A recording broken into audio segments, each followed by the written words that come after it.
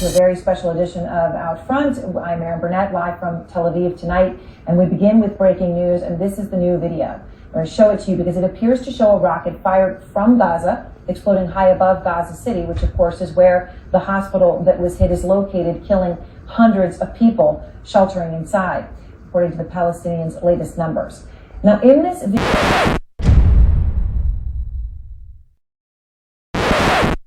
you can see the rocket fired from an area in northern Gaza. Suddenly it makes a sharp turn back towards where it was fired. A streak of fire can be seen as the rocket flies significantly faster back towards where it was fired. That's gravity. Suddenly the rocket explodes.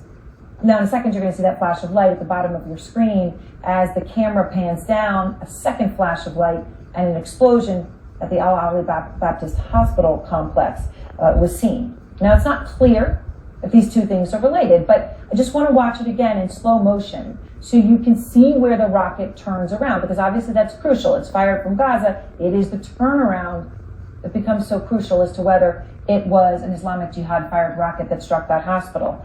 On the ground, this was the moment of the explosion outside that hospital, a massive blast like what we saw in the video of the rocket exploding.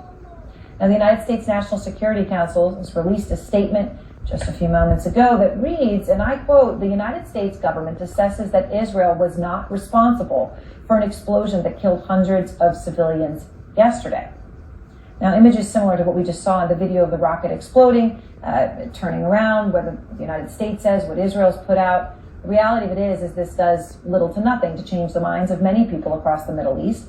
Protesters in the streets today in the West Bank, Iran, Iraq, Jordan, Kuwait, Egypt, Tunisia, and Lebanon. In fact, tonight, this is what we saw in Lebanon, thousands gathering outside the Israeli embassy.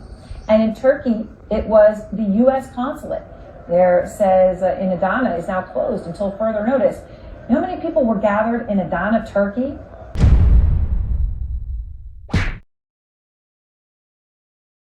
Reportedly, in front of the U.S. Embassy, 80,000 people. 80,000 people to protest what's happening in Gaza. And President Biden, who is now on his way home after visiting Israel earlier today, was asked aboard Air Force One for his message to those who do not believe U.S. intelligence, and he said this. I can understand why in this circumstance they wouldn't win. I can understand that. I'm not suggesting that Hamas deliberately did it either. It's that old thing, gotta learn how to shoestring. And it's not the first time Hamas has launched something that didn't function.